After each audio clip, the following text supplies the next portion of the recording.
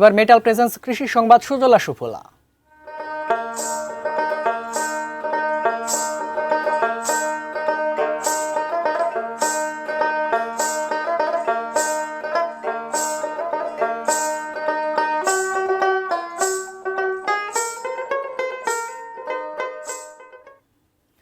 কুষ্টিয়ায় এখন পুরো দমে পাট কাটা ও জাগ দেওয়ার কাজ চলছে। কৃষকরা ব্যস্ত সময় পার করছেন, তবে ভালো ফলন পেলেও পাটের দাম নিয়ে চিন্তিত তারা। সরকারের কাছে পাটের ন্যায্য মূল্য নিশ্চিত করার জোরালো দাবি জানিয়েছেন কৃষকরা।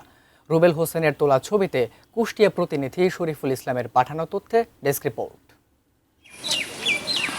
চলতি মৌসুমে কুষ্টিয়ায় ৪১,৩১৫ হেক্টর জমিতে পাট চাষ হয়েছে। আবহাওয়া অনুকূলে থাকায় এবছর পাটের ফলনও হয়েছে বেশ ভালো। এবছর বৃষ্টিপাত ভালো হওয়ায় খাল ও নদীতে যথেষ্ট পরিমাণে পানি রয়েছে।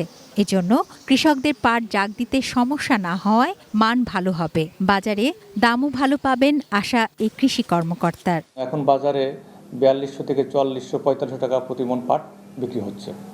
পাটের এই যে পাটের দাম, এতে চাষিরা খুব খুশি। প্রতি বিঘা জমিতে পাট চাষে কৃষকদের খরচ হয়েছে ১৫ থেকে ১৬,০০০ টাকা। বিঘা প্রতি ফলন হয়েছে ৮ থেকে ১০ মণ। এখন বাজার দর ভালো থাকলে তারা যখন বাজারে পাট নেবেন তখন ভালো দাম থাকবে কিনা তা নিয়ে দুশ্চিন্তায় আছেন কৃষকরা। যদি এই বাজারটা নিয়ন্ত্রণের মধ্যে না থাকে, যদি পাটের বাজার নামিয়ে আসে, তাহলে কৃষকের এবং আমার কথাই বলছি যে আমার হয়তো পকেটে আর কিছুই আসবে না। যদি কমে যায় তাহলে তো আমাদের সর্বনাশ।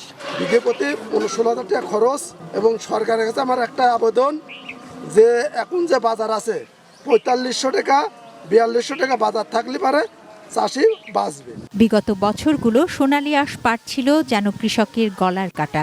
সুদিন ফেরায় কয়েক বছর ধরে তারা পাট চাষে আগ্রহী হয়েছেন। তাই পাট চাষ বাড়াতে ন্যায্য মূল্য নিশ্চিত করার দাবি তাদের। তুনাসিনা তনু, ডেস্ক রিপোর্ট, এটিএন নিউজ।